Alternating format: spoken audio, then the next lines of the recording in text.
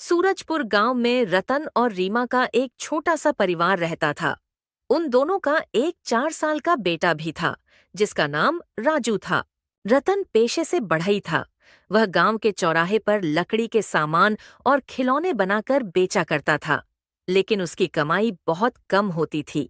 किसी तरह कभी कभी जब कुछ सामान बिक जाता तो रतन घर के लिए खाने का सामान ले आता था। इसी तरह एक दिन रतन जब बाजार में लकड़ी के खिलौने बेच रहा था, तभी वहां एक छोटा लड़का लकड़ी का घोड़ा खरीदने आता है। अंकल, आपके पास जो लकड़ी का घोड़ा है वो कितने का है? बेटा, छोटा वाला 10 रुपए का है और बड़ा वाला 20 रुपए का। बताओ, तुम्हें कौन सा चाहिए? अंकल, मुझे तो बड़ा वाला चाहिए, लेकिन मेरे पास अभी सिर्फ 15 रुपए ही हैं। रतन दिल का बहुत अच्छा इंसान था, जो हमेशा दूसरों की मदद करने के लिए तैयार रहता था। बेटा, कोई बात नहीं, तुम ये बड़ा वाला घोड़ा ले जाओ। जब बाकी के पैसे हो जाएं, तब दे देना। सच्ची अंकल, बहुत बहुत धन्यवाद। सोनू बड़े उत्साह से घोड़ा लेकर चला गया। उसके चेहरे पर खुशी की चमक साफ झलक रही थी। इसी तरह देखते देखते कुछ समय बीत गया और धीरे धीरे ठंड का मौसम आ गया। ठंड का मौसम शुरू होते ही सुबह सुबह गांव कोहरे से ढक जाता। पेड़ों की टहनियों पर ओस की बूंदें चमकतीं और ठंडी हवाएं हर किसी को कप कपा देती थीं। गांव में जिनके पास पक्के मकान थे, उन्हें तो इस ठंड के मौसम से कोई तकलीफ नहीं थी, पर जिनके घर कच्चे थे, उनके लिए ये सर्दी किसी सज्जा से कम नहीं थी। उन्हीं में से एक घर था रतन का। रतन के पास एक छोटी सी झोपड़ी थी, जिसमें जगह जगह दरारें आ चुकी थीं, जिनसे बाहर की ठंडी हवा अंदर आ जाती थी। दीवारों पर मिट्टी उखड़ चुकी थी, छप्पर से पानी टपकता था और दरवाजे के नीचे से सर्द हवा की सरसराहट पूरे कमरे में फैल जाती थी। रीमा हर रात राजू को फटे पुराने चद्दर में लपेटकर सुला देती, ताकि ठंड से उसका बदन न कांपे, जबकि रतन चुपचाप आग जलाने की कोशिश करता, ताकि घर में थोड़ी सी गर्मी रह सके। एक रात इसी तरह जब सब कुछ सन्नाटा था और बाहर ठंडी हवा जोरों से चल रही थी, रतन आग जलाने की कोशिश कर रहा था, लेकिन लकड़ियां इतनी गीली थीं कि आग बार बार बुझ जा रही थी। रीमा ने कांपती आवाज में कहा, रतन, अगर ऐसे ही ठंड बढ़ती रही तो राजू को बुखार हो जाएगा।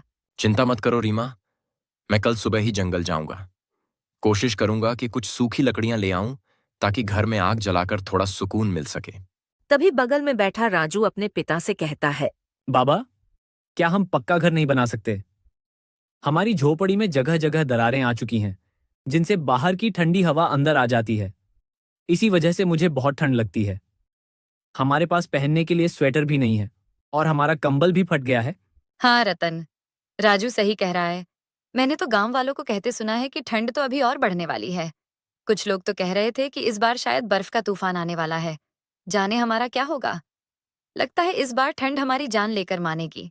रीमा, तुम तो जानती हो कि पक्का घर बनाने में बहुत पैसे लगते हैं। मेरे पास इतने पैसे नहीं हैं। मैं लकड़ी का सामान बनाकर गांव में बेचता हूं, लेकिन गांव वाले बहुत कम पैसे देते हैं।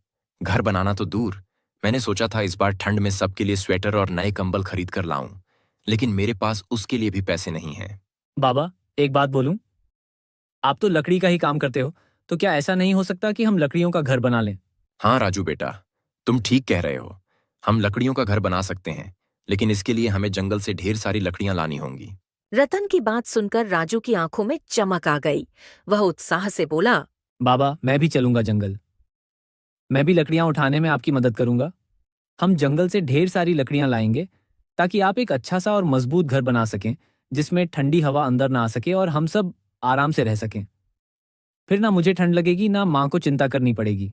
रतन मुस्कुराया और उसके सिर पर हाथ फेरते हुए बोला, ठीक है मेरे शेर, लेकिन जंगल बहुत खतरनाक होता है। वहां तरह तरह के जंगली जानवर रहते हैं। इसीलिए कल मैं पहले अकेला जंगल जाऊंगा और देख कर आऊंगा। अगर मुझे जंगल सुरक्षित लगा तो मैं तुम्हें अपने साथ ले जाऊंगा। रीमा वहां खड़ी होकर पिता पुत्र की बातें सुन रही थी। उसने मुस्कुराते हुए राजू की तरफ देखा और कहा, चलो राजू, अब सोने का समय हो गया है। बहुत देर हो चुकी है। जल्दी सो जाओ ताकि कल जल्दी उठ सको। माँ की बात सुनकर राजू चुपचाप अपने बिस्तर पर लेट गया। रतन, अगर तुम कल जंगल जाने वाले हो तो जंगल से कम इतनी लकड़ियां तो ले आना कि हमारे घर की दरारें बंद हो जाएं, ताकि ठंडी हवा अंदर ना आ सके। ठीक है रीमा, मैं कोशिश करूंगा कि कल जंगल से काफी लकड़ियां लेकर आ सकूं। हमारी झोपड़ी को इस सर्दी में सुरक्षित बनाने के लिए मैं पूरी मेहनत करूंगा। काफी मेहनत मशक्कत के बाद किसी तरह रतन ने आग जलाई, जिसकी गर्माहट में रतन और उसका पूरा परिवार आराम से सो गया।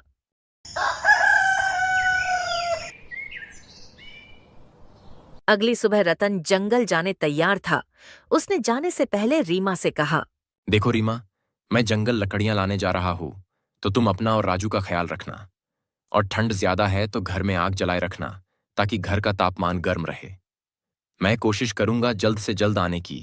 रतन, परंतु अभी हमारे पास जलावन के लिए ज्यादा लकड़ियां नहीं है, तो तुम कोशिश करना जल्द से जल्द आने की। ठीक है रीमा, मैं जितनी जल्दी हो सकेगा जलावन और घर की मरम्मत के लिए लकड़ियां ले आऊंगा। फिर क्या था, रतन अपना लकड़ी काटने का औजार उठाता है और जंगल की ओर चल पड़ता है। रास्ते में चलते हुए भी रतन अपने घर के परिस्थिति के बारे में ही सोचता रहता है। काश इस बार मुझे जंगल से अच्छी और सूखी लकड़ियां मिल जाएं, ताकि मैं घर की दरारें बंद कर सकूं और रीमा और राजू को ठंड से बचा सकूं। अब और नहीं देख सकता उन्हें इस हालत में कांपते हुए। चाहे जितनी मेहनत करनी पड़े, आज मैं खाली हाथ वापस नहीं जाऊंगा। थोड़ी देर चलते चलते वो जंगल में पहुंच जाता है, परंतु वहां का नजारा देखकर वो दंग रह जाता है। जिस जंगल से वो लकड़ियां काटा करता था, वहां की सारी लकड़ियां काटी जा चुकी थीं। हे भगवान, ये क्या हो गया?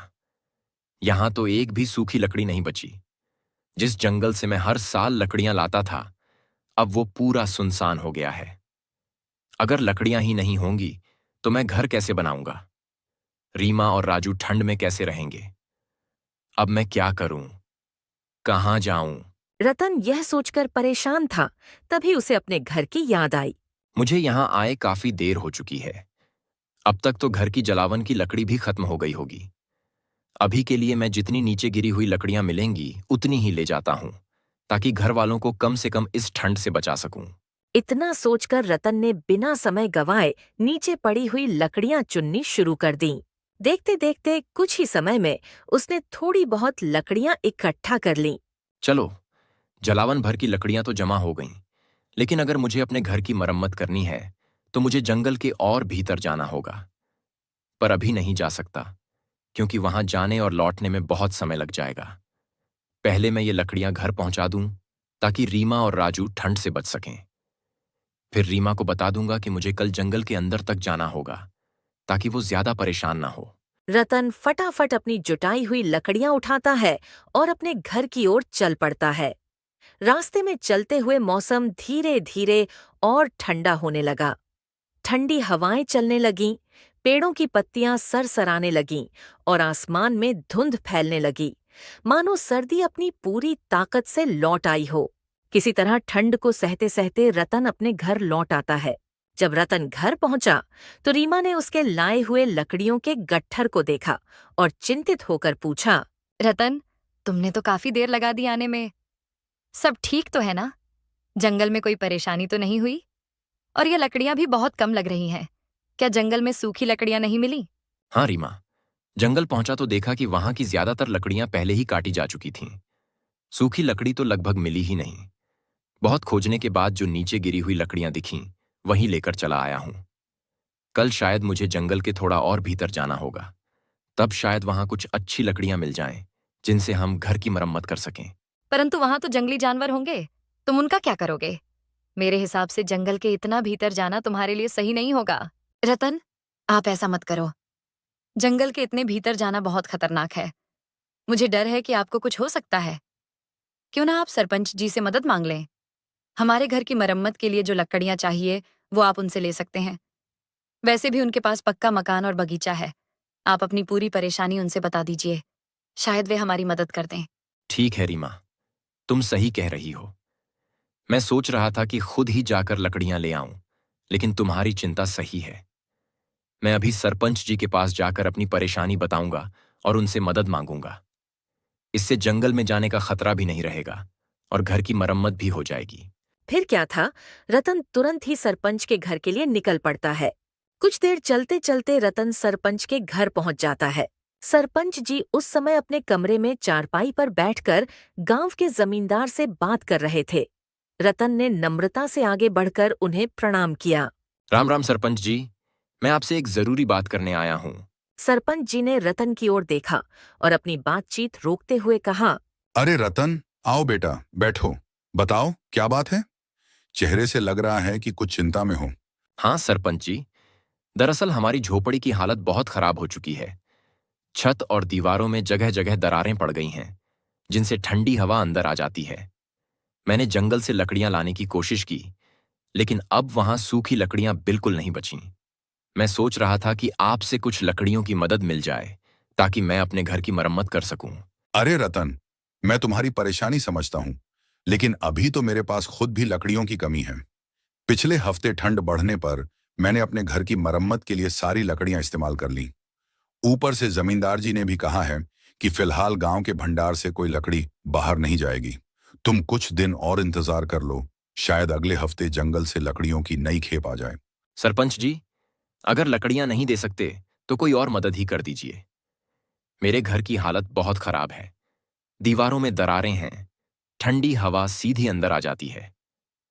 रीमा और राजू ठंड से कांप रहे हैं।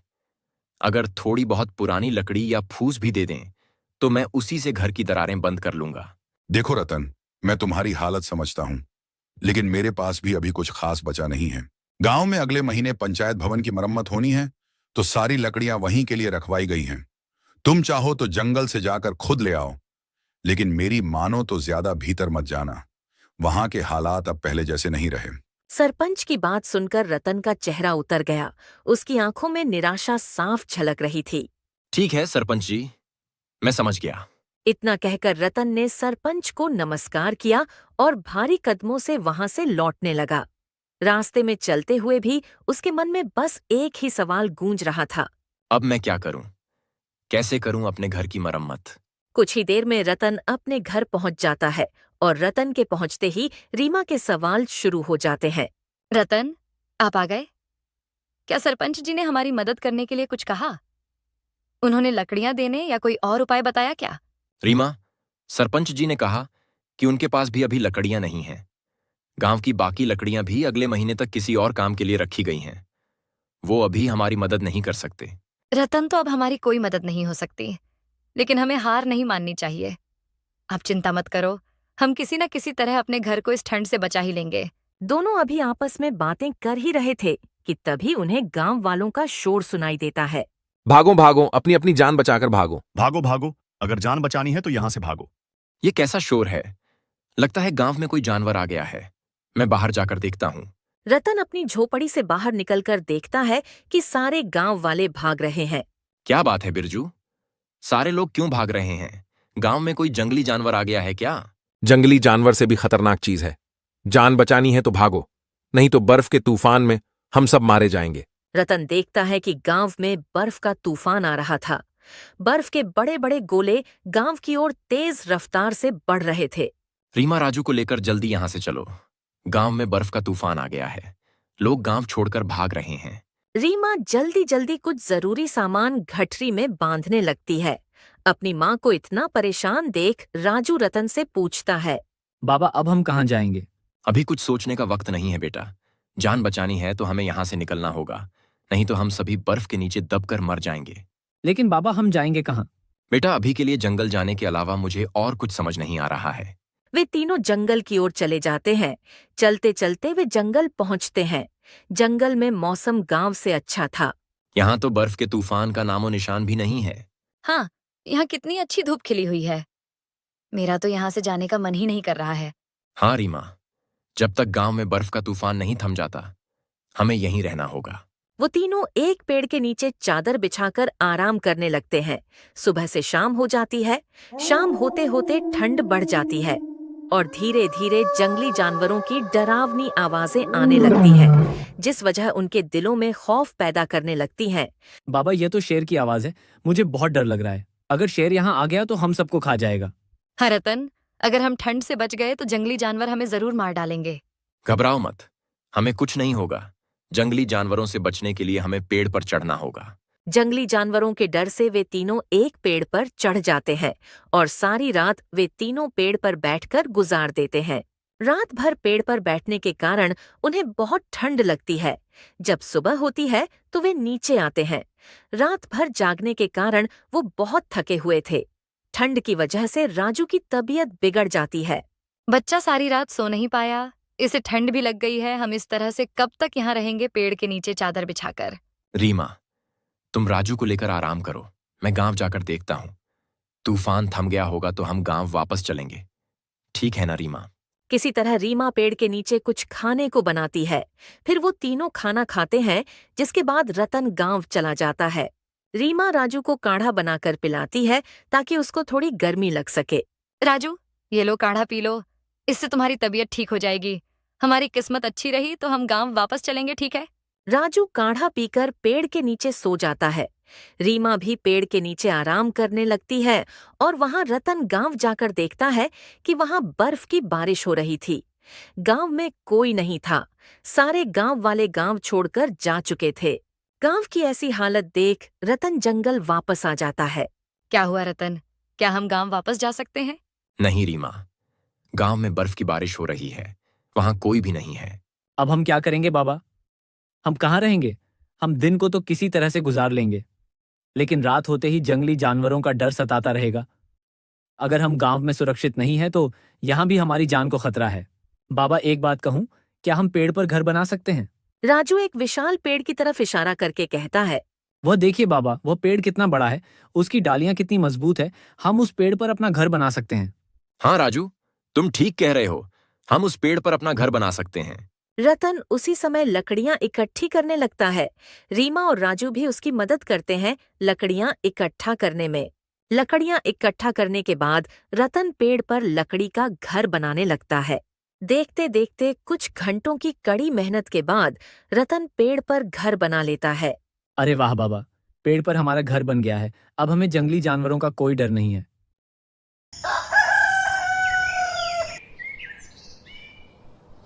वे तीनों पेड़ पर बने घर में रात बिताते हैं और दूसरे दिन सुबह जब वो तीनों जागते हैं, सब बहुत खुश रहते हैं, क्योंकि पेड़ के घर में ना तो उन्हें ठंड से कोई परेशानी हुई और ना तो जंगली जानवरों से डर लगा। बाबा, पेड़ का घर अंदर से बहुत गर्म है, मुझे रात में बिल्कुल भी ठंड नहीं लगी। इसका मतलब मेरी मेहनत सफल हो गई और हमें आशियाना भी मिल गया।